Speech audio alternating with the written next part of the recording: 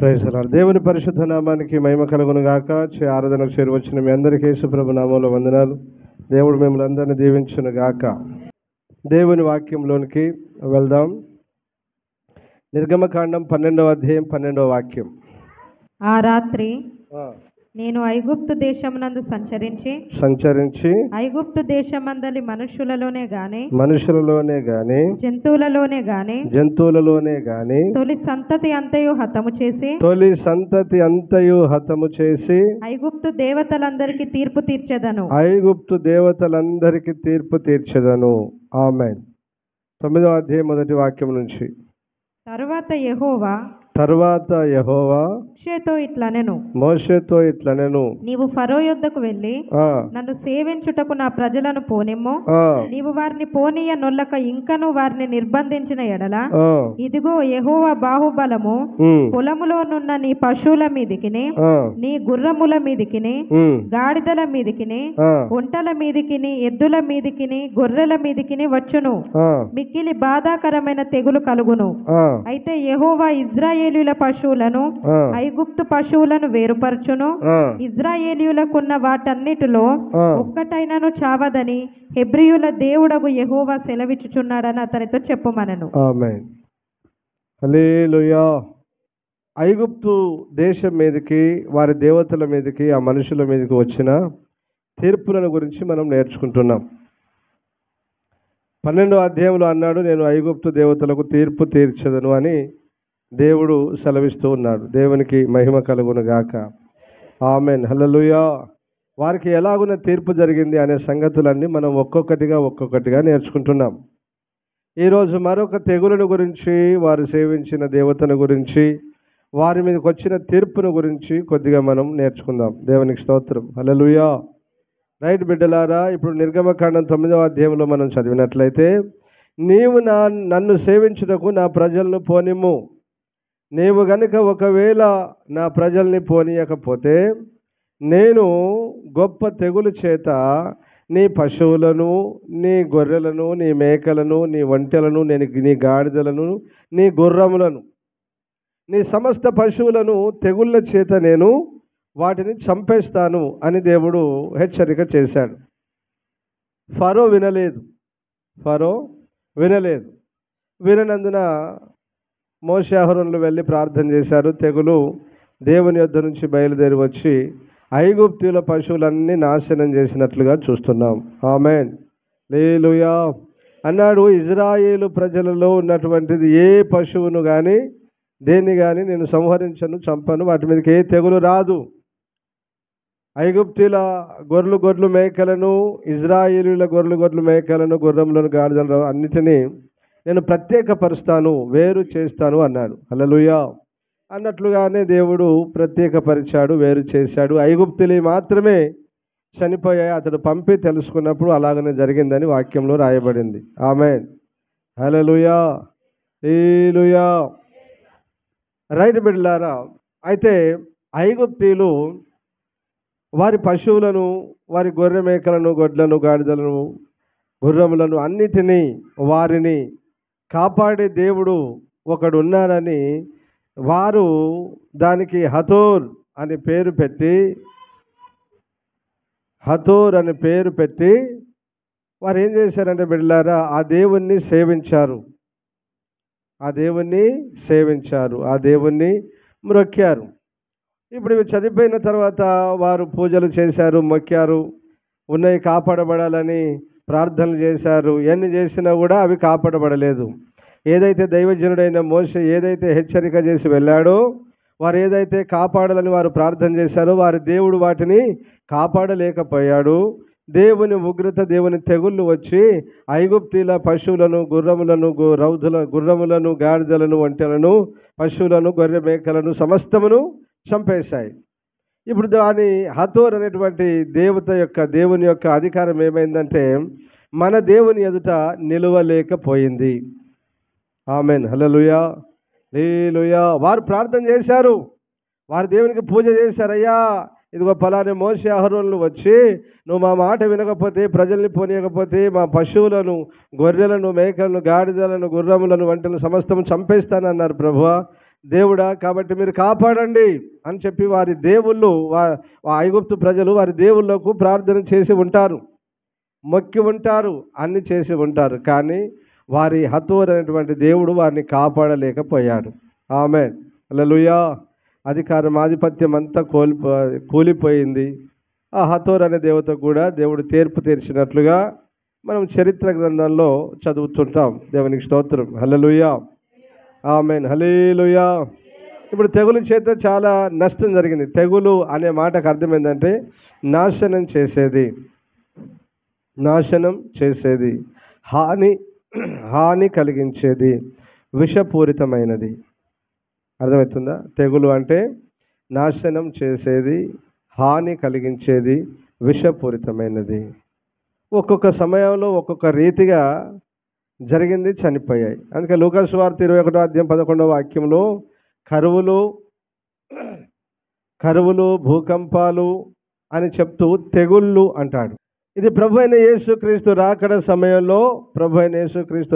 సమయంలో తెగుళ్ళు కలుగుతాయి. ఆయన రాకడకు ముందు ఇవన్నీ జరుగుతాయని చెప్పాడు. ఇప్పుడు మన కళ్ళ ముందు ఆ తెగులును చూసాం. ఒక తెగులు ఏంటది? Corona virus. అందరూ చూశారు. ఇప్పుడు ఆ ఆది నుంచి అనేకమైన తెగుళ్ళు వచ్చాయి. ప్లేగ్స్ అంటారు కదా, ప్లేగు వ్యాధి అని, కలరా అని, ఇంకోటని విష జ్వరముల చేత ఇంకా చాలామంది చనిపోయారు. చాలామంది తెగుళ్ళ చేత మొత్తబడ్డారు. ఇదే తెగుళ్ళు చివరిలో కూడా రాబోతున్నాయి, ఇంకా ముందు దినాల్లో కూడా రాబోతున్నాయి. జకర్యా గ్రంథం 14వ అధ్యాయంలో భయంకరమైన తెగుళ్ళు రాబోతున్నాయి. చదవండి 14వ అధ్యాయం 12వ వాక్యం నుంచి. మరియు యెహోవా తెగుళ్ళు పుట్టించి యెరూషలేము మీద యుద్ధము చేసిన జనములందరినీ ఇలాగున మొత్తును వారు నిలిచి ఉన్న పాటుననే వారి దేహములు కుళ్ళిపోవును. చూసారా, ఇదంతా భయంకరమైన. కరోనా వస్తేనే మనం అల్లాడిపోయాం, భయంకరంగా అల్లాడిపోయాం. కానీ చివరిలో యెరూషలేము మీద యుద్ధానికి వచ్చిన ప్రజలందరినీ దేవుడు మొత్తబోతున్నాడు తెగుళ్ళ చేత. అది ఎంత భయంకరమైన తెగులు అంటే వారు నిలిచి ఉన్న చోటనే వారి దేహములు ఏమవుతాయి?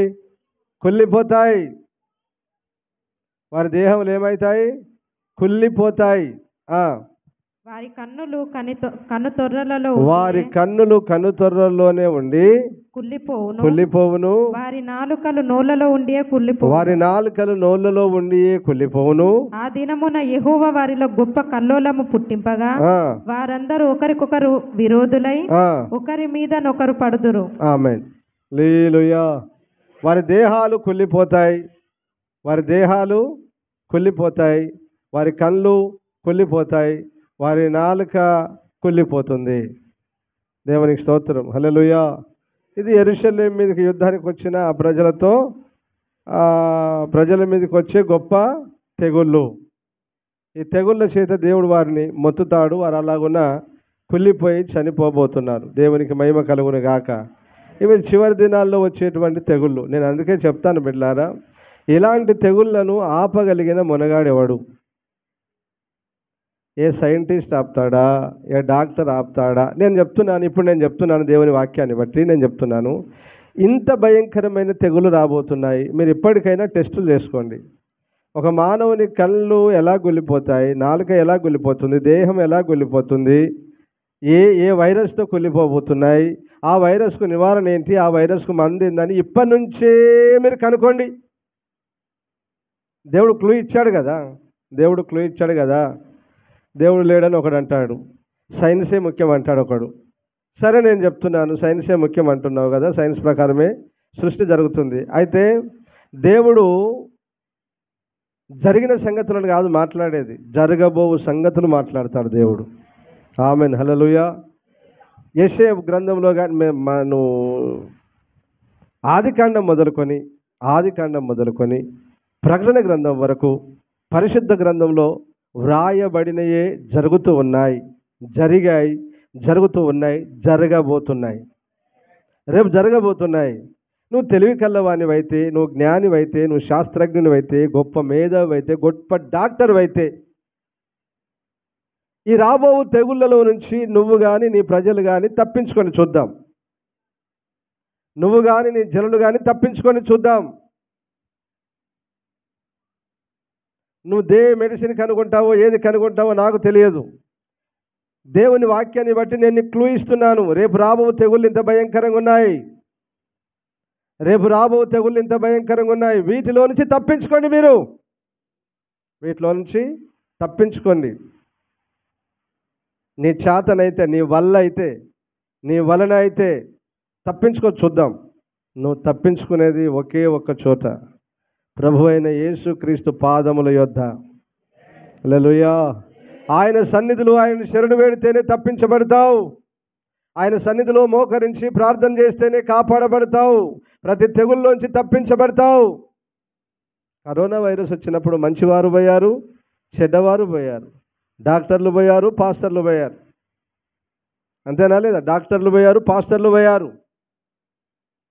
ఒక ఉపద్రవం, ఒక ఉగ్రత వచ్చినప్పుడు అందరూ కొట్టుకుపోతారు. అందులో పాస్టర్కి ఏమో పరలోకం ఉంటుంది. దేవుని నమ్మని ప్రతి వానికి, వారెవరైనా, వారు గొప్పవారైనా, మేధావులైన, జ్ఞానులైన, డాక్టర్లైన, యాక్టర్లు ఎవరైనా సరే నిత్య నరకం ఉంటుంది. ఆరని అగ్నిలో యుగాయుగాలు కాలుతూ ఉంటారు. దేవునికి స్తోత్రం. హల్లెలూయా. కానీ తెగుళ్ళు మాత్రం భూలోకం మీదకి పక్కా రాబోతున్నాయి. వీటిని ఆపి చూడు. నీ దమ్ముంటే, నువ్వు జ్ఞానివైతే, మేధావైతే వీటిని ఆపి చూడు. ప్రకృతిలో జరగబోతున్న విపత్తులను ఆపి చూడు. మత్తయి సువార్త 24వ అధ్యాయము, లూకా సువార్త 21వ అధ్యాయంలో జరగబోతున్న ఉపద్రవాలను ఆపి చూడు. నీ వల్ల అయితే, నీ చేతనైతే దేవుడు జరగబో సంగతులను చెప్తాడు. చెప్పిన దేవుడు అలాగనే జరిగిస్తాడు. ఆమేన్. హల్లెలూయా. నాడు చెప్పాడు, జరిగించాడు, నేడు జరిగిస్తున్నాడు, రేపు జరిగిస్తాడు. ఇవి తప్పించగలిగిన మొనగాడు, ఇవి ఆపగలిగిన మొనగాడు ఈ ప్రపంచంలో ఎవడు లేడు. నువ్వు కాపాడబడాలంటే యేసయ్య కాళ్ళ దగ్గరికి రావాల్సిందే, యేసయ్య పాదాల దగ్గర మోకరించాల్సిందే, యేసయ్యను శరణు వేడాల్సిందే, యేసయ్య తప్పైందని ప్రభును బ్రతిలాడుకోవాల్సిందే. అది నువ్వైనా, నేనైనా, ఈ ప్రపంచంలో ఎవడైనా ప్రకృతి మీద, సర్వ సృష్టి మీద అధికారం, ఆధిపత్యం కలిగిన ఒకే ఒక దేవుడు, అది ప్రభు అయిన యేసుక్రీస్తు ఒక్కడే. ఆమేన్. హల్లెలూయా. హల్లెలూయా. ఆయన మాట మార్చని దేవుడు ఆయన. నువ్వేదో అనగానే మళ్ళీ దీన్ని ఆపేది ఏముండదు. అక్కడ జరగాల్సింది, ఆయన చిత్తంలో ఉన్నదే జరుగుద్ది, ఆయన సంకల్పించిందే జరుగుద్ది. ఒకవేళ నీ మీద ఏమైనా ఉగ్రత కానీ, నీ మీద తీర్పు కానీ, నీ మీద నిత్య నరకానికి కానీ నియమించబడి ఉంటే, యేసు ప్రభు దగ్గరకు వచ్చి తప్పైందని కాళ్ళు పట్టుకొని బ్రతిలాడి ప్రార్థన చేస్తే మరణం, నిత్య నరకం తప్పించబడుతుంది. మరణం అందరూ మరణిస్తారు భౌతికంగా. రెండవ మరణం అన్నాడే ప్రభు, నిత్య నరకం, అది తప్పించబడుద్ది. దేవునికి మహిమ కలుగును గాక. ఆమేన్. హల్లెలూయా. ఐగుప్తులో జరిగించాడు. ఇది కట్టు కథ కాదు, జరిగిన చరిత్ర. కొందరు అంటున్నారు కాబట్టి చెప్తున్నాను ఇదంతా. దేవుడు ఎక్కడున్నాడు, దేవుడు లేడు, ఏం లేదు, ఆయన ట్రాష్, ఉత్తముచ్చట, యేసు ప్రభు దేవుడే కాడు, రక్షకుడే కాడు అనేది ఉత్తముచ్చట అని చెప్తుంటారు. బిడ్డలారా గుర్తుపెట్టుకోండి, దేవుడు ఉన్నాడు. ఆయన సర్వశక్తి గల దేవుడు. ఆయన చెప్పిన ప్రకారమే ఈ సర్వలోకంలో జరుగుద్ది. ఆమెను చెప్తలేరు మీరు? హల్లెలూయా. రైట్. తెగుళ్ళు అంటే మనం చూసాం, విషకరమైనది, హాని కలిగించినది, నశింపజేసేది, నాశనము చేసేది. 9, అదే నిర్గమకాండం 9వ అధ్యాయం 15వ వాక్యం చదువు. ఇర్మియా గ్రంథం 21:6 చదువు. భూమి మీద నుండకుండా నీవు నశించిపోవునట్లు, అది భూమి మీద నుండకుండా నీవు నశించిపోవునట్లు నేను నా చెయ్యి చాపి ఉంటే నేనే నిన్నును నీ జనులను తెగులుతో కొట్టివేసి ఉందును. ఆమేన్. తెగులతో ఏం చేస్తున్నాడు?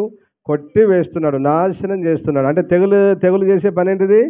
తెగులు చేత దేవుడు ఏం చేస్తున్నాడు? జనులను నాశనం. అట్లా అది నాశనం చేసేదని మీకు తెలియనీకి ఈ రిఫరెన్స్ చదివించిన. ఇదే మాట రాసుకోండి. కానీ 21:6 ఇర్మియాలో ఇదే మాట కూడా ఇదే అర్థం ఉంటుంది. మనుషులనేమి పశువులనేమి ఈ పట్టణపు నివాసులందరినీ హతము చేసేదను, గొప్ప తెగులు చేత వారు చచ్చెదరు. ఆమేన్. చూసారా చూసారా, ఇలాగున్నాయండి తెగుళ్ళు. మనుషులనేమి పశువులనేమి గొప్ప తెగుళ్ళ చేత ఏం చేస్తారట? హతము, నాశనం, చంపేస్తాడు. హల్లెలూయా. రైట్. పాఠం ఏంటంటే ఎవరికి తెగుళ్ళు వస్తాయి, ఎవరి మీదకి తెగుళ్ళు వస్తాయి, ఎందుకు తెగుళ్ళు వస్తాయి? ఇప్పుడు మీరు ఇప్పటి వరకు చదివిన వాక్య భాగంలో ఫరో యొద్దకు వెళ్ళి 9వ అధ్యాయంలో, నిర్గమకాండం 9వ అధ్యాయంలో ఫరో యొద్దకు వెళ్ళి ఏమంటున్నాడు? నా ప్రజలను పోనివ్వు, నీవు కనుక నా ప్రజలను పోనీయకపోతే ఏమన్నాడు? ఇప్పుడు పశువుల మీదకి మనుషుల మీదకి తెగుళ్ళు పంపి, ఇప్పుడు నన్ను చూడండి నాన్న, అన్ని మర్మాలు ఏమి లేదు, నన్ను చూడండి. ఇప్పుడు చెప్పండి, ఫరో మీదకి ఎందుకు వచ్చింది తెగులు? కారణం ఏం చెప్పండి? అంతే, మాట మాట విననందున. ఏం చేయనందున నాన్న? ఇప్పుడు ఇప్పుడు తెగులు ఎవరి మీదకి వస్తుంది చెప్పండి బిడ్డ? ఎవడైతే దేవుని మాట వినడు, దేవుని వాక్య ప్రకారం ఎవరైతే బ్రతకరో, దేవుడు చెప్పినట్లు ఎవరైతే బ్రతకరో, దేవుని యొద్దకు ఎవరైతే రారో, వారి మీదకి ఏమొస్తుందట? తెగుళ్ళు. ఏ తెగులు చేత మొత్తుతాడో నాకైతే తెలియదు, కానీ నీ మీదకి ఒక తెగులును పంపి నిన్ను మొత్తి ఇంకా వినకపోతే మొత్తం నాశనం చేస్తాడు. అదేంటి మరి? దేవుడు ప్రేమగల దేవుడు కదా, జాలిగల దేవుడు కదా, కృపగల దేవుడు కదా, కనికరం గల దేవుడు కదా, రక్షించుటకే వచ్చాడు కదా, చంపుటకు రాలేదు కదా. ఆయన చనిపోయి ప్రాణం పెట్టింది మమ్మల్ని బ్రతికించాలనే కదా. మరి ఎందుకు ఇలాగనే చంపుతున్నాడు దేవుడు? ఇదెక్కడి న్యాయం అంటాడు ఒకడు. వాడు ఫరో అయితేనేమి, ఐగుప్తు రాజు అయితేనేమి, లోకంలో గొప్పవాడైతేనేమి, లోకస్తుడైతేనేమి, లోక రాజ్యాలను ఏలుతున్న గరుడైతేనేమి, నా మాట వినకపోతే ఏమన్నాడు దేవుడు?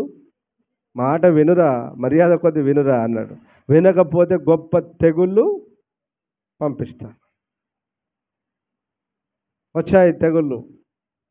తెగులు కుమ్మరించిన దేవుడు ఇక స్టార్ట్ చేసినాయి.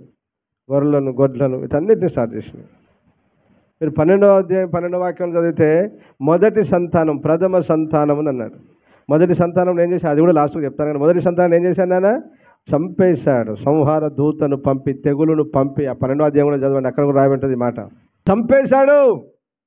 సో పాఠం ఏంటంటే బిడ్డలారా, దేవుని మాట ఎవరు వినరో వారి మీదకి తెగుళ్ళు వస్తాయి. ఆమేన్, హల్లెలూయా. ఇప్పుడు ఒకటి, మాట వినని వారి మీదకి. రెండవది, దేవుని యొద్దకు రాని వారి మీదకట. ఏంటి నాన్న? ఇప్పుడు చదువు జకర్యా పుస్తకం 14వ అధ్యాయం 18వ వాక్యం. ఐగుప్తీయుల కుటుంబపు వారు బయలుదేరకయు రాకయు ఉండిన అదిగో బయలుదేరకయు రాకయు ఉండిన ఎడల వారికి వర్షము లేకపోవును. పర్ణశాల పండుగ ఆచరించుటకై రాని పర్ణశాల పండుగ అనగా పర్ణశాల గుడారాల పండుగ అనగా దేవుని ఆరాధించుట, దేవుని సేవించుటకు రాకపోయినను అన్యజనులకు రాని అన్యజనులకు తాను నియమించిన తెగులుతో యెహోవా వారిని మొత్తును. తాను నియమించిన తెగులుతో యెహోవా వారిని. ఇప్పుడు చెప్పండి నాన్న, ఎవరిని? దేవుని యొద్దకు. చెప్పండి నాన్న, దేవుని యొద్దకు. అది క్రైస్తవులనైనా అన్యులనైనా. ఐగుప్తు అంటే లోకం కదా అని కిందేమన్నాడు? పర్ణశాల పండుగను ఆచరించుటకై రాని అన్యులను. అన్యుడు అంటే ఏంటిది నాన్న? దేవుని ఎరగని వాడే అన్యుడు. నిజమైన దేవుని ఎరగని వాడే అన్యుడు అని. ఇప్పుడు పాఠం ఏంది? ఎవరైతే దేవుని యొద్దకు రారో, ఎవరైతే దేవుని మాటకు లోబడరో, ఎవరైతే ఆరాధనకు రారో, ఎవరైతే దేవుని సేవించరో, ఎవరైతే పర్ణశాల పండుగ అనగా గుడాల పండుగకు రారో, అంతేనా? వారిని దేవుడు ఏం చేస్తాడట? గుడారం అంటే ఏంటిది నాన్న? టెంట్. గుడారం అంటే ఏంటిది? గుడారం, ప్రత్యక్ష గుడారం. ఇప్పుడు గుడారం ఏంటిది నాన్న? మందిరం. అంటే దేవుని మందిరానికి రాని వారిని. అర్థమవుతున్నాయా? ఏంటిది నాన్న? ఇట్లా చెప్తే మీకు అర్థమవుతుంది. క్రైస్తవులని పేరు పెట్టుకొని చెప్పుకుంటూ, క్రైస్తవులు మేము కూడా దేవుని నమ్మిన వారమే అని చెప్పుకుంటూ దేవుని మందిరానికి రాని వారి మీదకి, యేసుప్రభు దేవుడు కాదు, రక్షకుడు కాదు, పోరా అని చెప్పి యేసుప్రభు నమ్మకుండా యేసుప్రభు యొద్దకు రాని వారికి ఏమొస్తాయి నాన్న? చెప్పు బిడ్డ, ఏమొస్తాయి? తెగుళ్ళు. నీకు హాని కలుగుద్ది, నువ్వు నాశనం అవుతావు, అంటే నిన్ను చంపబడతావు. రోగాలు, వ్యాధులు, పీడన, మరణం ఇవన్నీ జరుగుతాయి. ఎక్కడికి రాని వారికి? ఎవరైనా అన్యులు మాత్రమేనా? అది క్రైస్తవులైనా? రక్షణ పొందుకున్నాం, దేవుని నమ్ముకున్నాం అని చెప్పి దేవుని మందిరానికి రాకుండా తిరుగుతూ తిరుగుతూ తిరుగుతూ బతుకుతున్న తిరుగుబోతులకు, దేవుని మందిరానికి రాని తిరుగుబోతులకు, దేశ దిమ్మరుల మీదికి దేవుని ఉగ్రత రాబోతుంది, జాగ్రత్త. తెగుళ్ళు రాబోతున్నాయి, జాగ్రత్త. కాబట్టి ఇప్పుడు మీరేం చేయాలి? తెలివి కల్లోళ్ళు మీరేం చేయాలి? ఒరే బాబు, నువ్వు దేవుని దగ్గరికి రాకపోతే, దేవుని మందిరానికి రాకపోతే, పర్ణశాల పండుగ అనగా గుడారాల పండుగ అనగా దేవుని గుడారంలోనికి వచ్చి దేవునికి పండుగ చేయకపోతే, దేవుని ఆరాధించకపోతే, దేవుని సేవించకపోతే నీ మీదకి తెగులు వస్తుందని దేవుని వాక్యంలో సెలవిస్తున్నాడు. దేవుడు తన వాక్యం ద్వారా మనల్ని హెచ్చరిస్తున్నాడు. కాబట్టి రా, దేవుని యొద్దకు రా అని చెప్పి పిలవాలి. ఎవరిని పిలవాలి? నీ ఇంటి వాళ్ళని పిలవాలి, నీ గ్రామం వాళ్ళని పిలవాలి, నీ ప్రాంతం, నీ రాష్ట్రం, నీ దేశం వాళ్ళని అందరినీ పిలవాలి. దేవుని యొద్దకు రానోడు, దేవుని సేవించినోడు పరలోకానికి పోడు. వాడు క్రైస్తవుడైనా అన్యుడైనా ఎవడైనా పోడు. యేసయ్య కాళ్ళ కడబడి సాగిలపడి, యేసయ్య దేవుడు రక్షకుడు, కాపాడువాడు, విడిపించువాడు, చనిపోతే నిత్య జీవించే దేవుడు అని ఎవడైతే దేవుని యొద్దకు వస్తాడో, ఎవడైతే యేసు ప్రభు పాద సన్నిధిలో సాగిల పడతాడో, పరిశుద్ధంగా బ్రతుకుతాడో, వాడే పరలోకానికి ఎత్తబడతాడు. ఎవడు పడితే వాడు ఎత్తబడి, ఎవడు పడితే వాడు పోడు. ఆమేన్. హల్లెలూయా, హల్లెలూయా. కట్టుకొని మీ ఇంటి వారిని జాగ్రత్త. దేవుని యొద్దకు రాని వారందరి మీదకి వస్తాయట తెగుళ్ళు. 3వది సంఖ్యాకాండం 16:41 నుంచి. మరునాడు ఇశ్రాయేలీయుల సర్వ సమాజము మోషే అహరోనులకు విరోధముగా సనుగుచు మీరు యెహోవా ప్రజలను చంపితిరని చెప్పి సమాజము మోషే అహరోనులకు విరోధముగా కూడెను. వారు ప్రత్యక్షపు గుడారము వైపు తిరిగి చూడగా ఆ మేఘము దాని కమ్మెను, యెహోవా మహిమయు కనబడెను.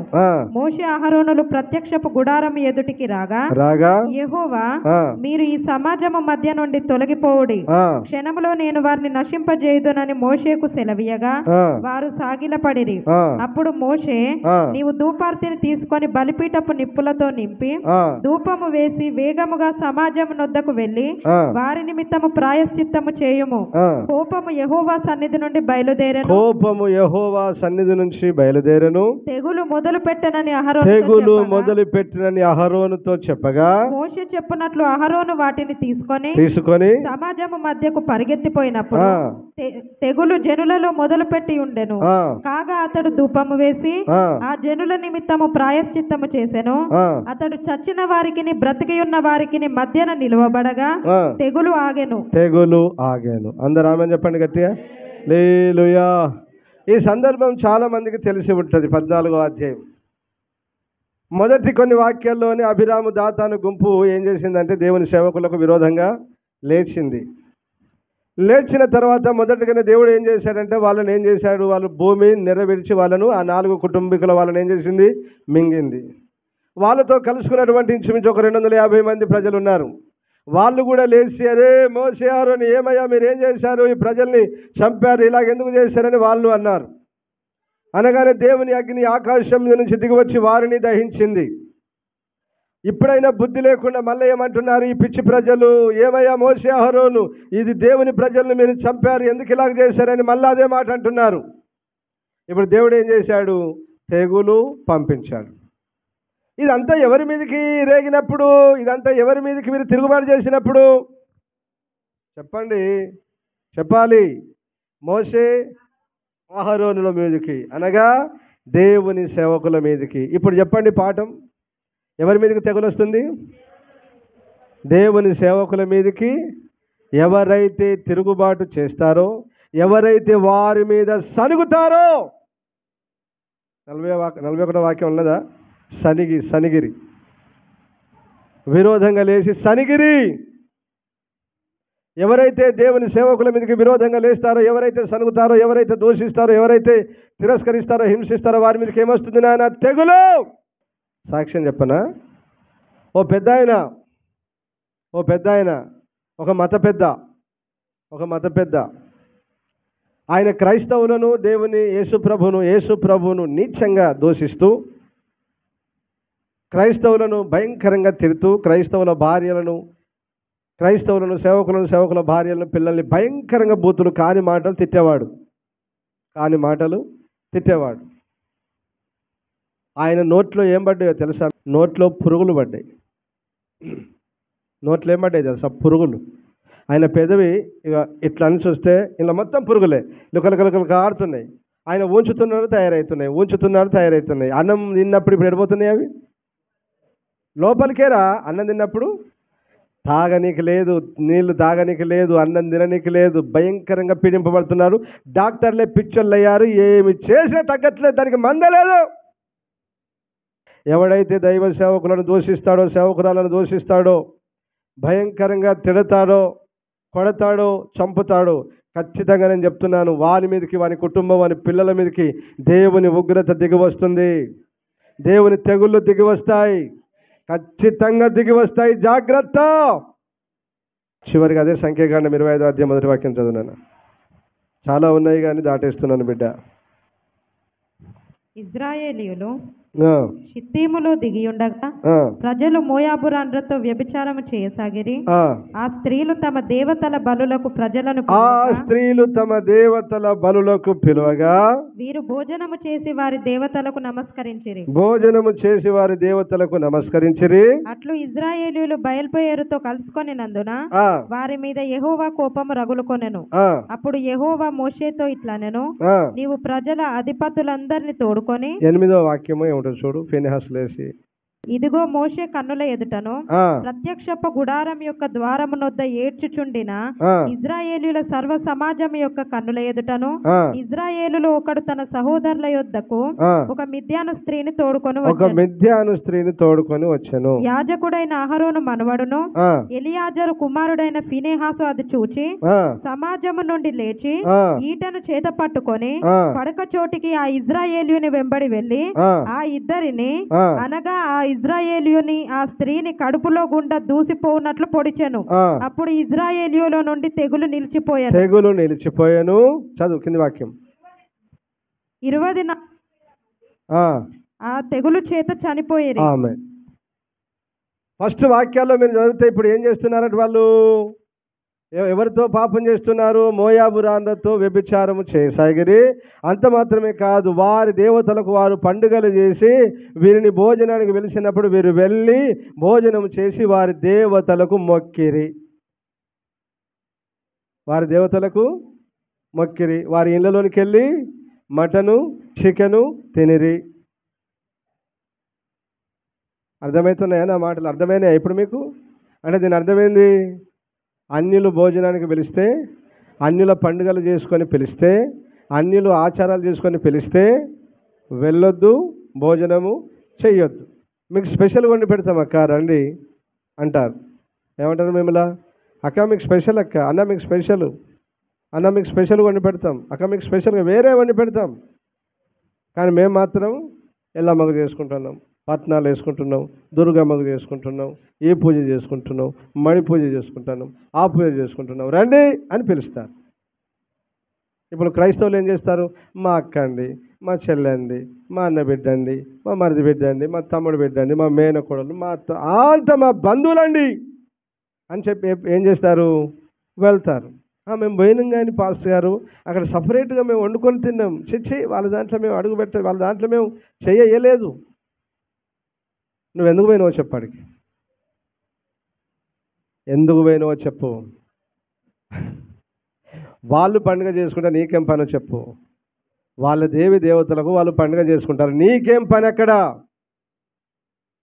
క్రీస్తుకు బెలయాలతో ఏం పొత్తు, ఏం సంగత్యం అని వాక్యం తెలియదా నీకు? అవిశ్వాసతో విశ్వాసకి పాలు ఎక్కడదని నీకు తెలియదా? మరి అక్కడ ఇలాగ పోయి తింటావు, అక్కడ ఇలాగ పోయి తాగుతావు, వాళ్ళు మందు తాగారు కానీ మేము స్ప్రైట్ థమ్స్అప్ తాగినాం. ఎవరితో కలిసి? తాగుబోతుల విందులు, చేయదగ్గని విగ్రహ పూజలు. బుద్ధి ఉన్నదా? మనిషివా నువ్వు? పశువా? మనిషివా పశువా? ఎవడు పిలిస్తే వానింటికి పోతారు, ఎవడు పండుగ చేసుకుంటే వానింటికి పోతారు, ఎవడు దేనికి చేసుకుని దానికి పోయి మొక్కి తింటావు. అని వాడు ఎవడో తెలియదు, వాడు ఎక్కడ మొక్కినో తెలియదు. అన్యులు గుర్తుపెట్టుకోండి, అన్యులు ఇంట్లో ఫంక్షన్ చేసుకున్నా, దినాలు చేసుకున్నా, సావులైనా, పెళ్ళైనా, ఏదైనా సరే దాదాపు వారు చాలామంది, కొద్దిమంది మొక్కరు, కొబ్బరికాయ కొట్టరు. చాలామంది ఆ భోజనము వాళ్ళ దేవుళ్ళ దేవతలకు వారు అర్పిస్తారు, మొక్కుతారు, కొబ్బరికాయ కొడతారు. ఇప్పుడు నువ్వు అది తింటే ఏంటి మరి?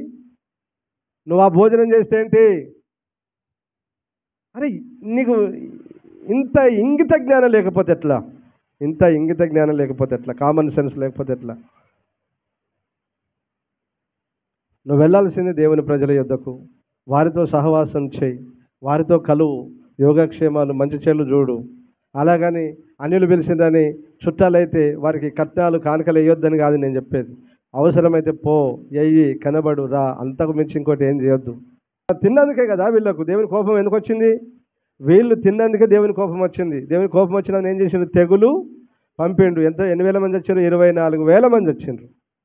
ఇప్పుడు ఇంకోటి ఏంటంటే, అతడు ఇట్లా జరిగిందని అక్కడ పెద్దను పిలిచి ఆ చంపి ఉరదీస్తుంటే, సూర్యునికి ఎదురుగా ఉరదీస్తుంటే, ఓ పనికి మాలినోడు లేచి ఏం చేసిండు? ఒకదాన్ని పట్టుకొని పోయి గుడారంలో పోయిండు. ఇక్కడ చంపేస్తుంటే, పాపం చేసినందుకు చంపేస్తుంటే మళ్ళీ నీకు ఎట్లా బుద్ధి పుట్టిందిరా? నీకు ఎట్లా బుద్ధి పుట్టిందిరా ఇంకో దాన్ని తీసుకొని గుడారంలోకి ఇంట్లోకి పోవాలని? ఏం సారి అన్యాయం? ఏంది అక్రమం? ఏంది పాపం? ఒక ఆయన మంచి కోపగొండోడు. ఎవరు? ఫీనెహాసుకు చాలా నా కొడకరై, ఇక్కడ ఇంతమంది ఆ మోయాబురారుతో వ్యభిచారం చేసిండ్రనే, వాళ్ళ దగ్గరికి పోయి భోజనం చేసి తిని పాపం చేసిండ్రనే కోపం వచ్చి దేవుడు తెగులు పెట్టి చంపుతుంటే, వీళ్ళందరినీ చంపిస్తుంటే, నువ్వేంద్ర నా కొడక ఇంకో దాన్ని తీసుకొచ్చుకొని గుడారంలో పోతాను అని ఈటది పట్టుకున్నాడు. పోయిండు. అర్థం వేసి దెబ్బ పొడిస్తే భూమిలోనికి దిగిందాట ఈట. ఇప్పుడు దేవుడు చూసి ఏమన్నాడు? అబ్బా శబాష్ ఫీనెహాస్, నేను ఓర్వలేని దాన్ని నువ్వు ఓర్వలేకపోయావన్నాడు. ఆమెన్, హల్లెలూయా. అహరోన్, అతడు నేను ఓర్వలేని దానిని అతడు ఓర్వలేకపోయాడు కనుక అతనితో ఒక నిత్య నిబంధన చేస్తున్నాను. ఏంటి ఆ నిబంధన?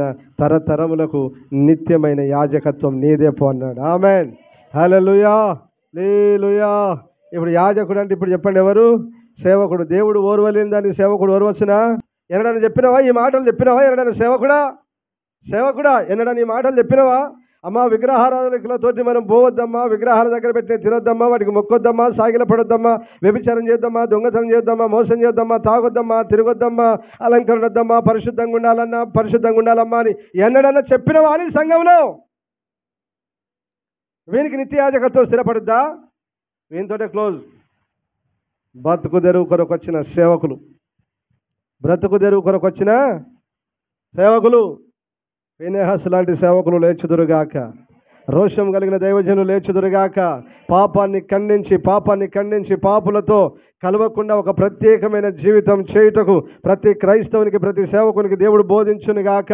ఈ సేవకులు సంఘాన్ని దేవుని వైపు తిప్పుదురుగాక, పరిశుద్ధత వైపు తిప్పుదురుగాక, ప్రత్యేక జీవితం చేయుటకు నేర్పుదురుగాక. పాపమును ఖండించి పాపమును చంపేటువంటి ఫీనెహాసులుగా మారుదురుగాక. అలాంటి సేవకులు కావాలి. ఈ చెత్త అంతొద్దు. చెత్త అడక్క తిని బ్రతికే చెత్త. రోషం కలిగి బ్రతకాలి. దేవునికి మహిమ కలుగును గాక. నేను ఎన్ని మాటలు చెప్పాను మీకు? ఎవరి మీదకి తెగులన్నాను? ఒకటి, దేవుని మాట వినని వారి మీదకి. రెండవది, దేవుని యొద్దకు రాని వారి మీదకి. మూడవది, దేవుని సేవకులకు విరోధంగా మాట్లాడిన వారి మీదకి. నాలుగవది, అన్యుల ఆచారం చొప్పున పాపము చేసిన వారికి. పాపము, అన్యులతో కలిసి భోజనము చేసిన వారికి, వారితో కలిసి వ్యభిచారం చేసి పాపము చేసిన వారి మీదకి తెగులు. కనుక అన్యజనులతో కలవకండి, అన్యాచారాలతో కలవకండి. అన్యులతో కలిసి వారి దేవతలకు ఆ పండుగ చేసుకొని మ్రొక్కిన భోజనాలు తినకండి. వ్యభిచారం చేయకండి. మీ బ్రతుకులను మార్చుకోండి. దేవుని ఉగ్రతలో నుంచి, దేవుని ద్వారా కలుగుతున్న తెగుళ్ళలో నుంచి తప్పించుకోండి. చెప్పు గట్టిగా ఆమేనని. నా దేవుడు అలాంటి దైవికమైన కృపా జ్ఞానం దేవుడు అనుగ్రహించును గాక. తెగుళ్ళలో నుంచి ప్రభు మనందరినీ తప్పించును గాక. ఏ తెగులు మన గుడారము రాకుండా దేవుడే కాపాడును గాక. దేవుడి మాటలు దీవించును గాక. మోకరించండి, ప్రార్థన చేసుకుందాం.